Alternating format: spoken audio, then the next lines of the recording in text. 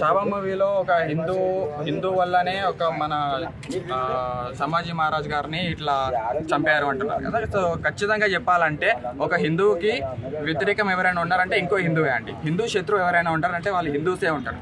ఎందుకంటే కూడా గతంలో చాలాసార్లు చూసామండి, చాలా స్టోరీలలో కూడా మనం ఏదైనా మంచి చేస్తున్నామంటే ఒక మన అధికారం కోసమో లేకపోతే ఇంకా వేరే దానికోసం అనేది ఒక వాళ్ళని తొక్కాలి అన్న ఉద్దేశంతో మన వాళ్ళు మనల్ని దాడి చేసుకుంటూ ఉన్నారు కాబట్టి సో అది నిజమే అండి, పక్కా అది అయితే నిజం, 100% ఫ్యాక్ట్. సో మరి వేరే రిలీజియన్ వాళ్ళని ఎందుకు బ్యాడ్ చేస్తున్నారు?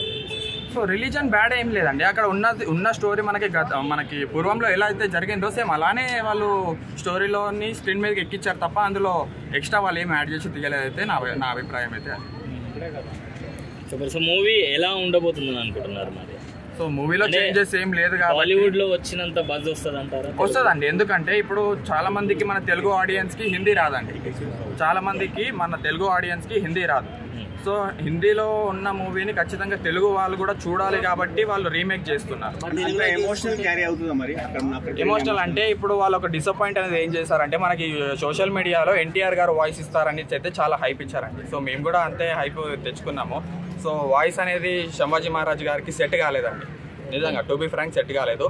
ఒకవేళ ఆ వాయిస్ ఎన్టీఆర్ గారు ఇచ్చింటే మాత్రం ఖచ్చితంగా పీక్స్లో ఉంటుండే. సో హిందీ నేను చూసిన ప్రకారం అయితే తెలుగులో వస్తుందని అయితే చాలా ఎగ్జైట్మెంట్గా ఫీల్ అయినా, బట్ ఆ వాయిస్ అనేది సెట్ కాకపోయేసరికి నేను మళ్ళీ సినిమాకి టికెట్స్ కూడా బుక్ సో మ్యాక్సిమం ఏమైందంటే ఇప్పుడు మనకి హిందీలో రిలీజ్ అయినప్పుడే స్టోరీ ఎట్లా ఉంటుంది అనేసి తెలుగు రాని వాళ్ళు కూడా మనకి వెళ్ళి చూసి, హిందీ రాని వాళ్ళు ఆల్రెడీ, సో అందుకోసమని బుకింగ్స్ అవ్వలేదు అనుకుంటా. సో బట్ ఖచ్చితంగా ఒకసారి రిలీజ్ అయిన తర్వాత మనకి ఒక 2 daysలో తెలిసిపోతుంది అండి. అల్లు అరవింద్ గారు లాస్ట్ అంటారా మరి? అల్లు అరవింద్ గారికి బడ్జెట్ అయితే వస్తుందండి, 300 crores అన్న వస్తాయి.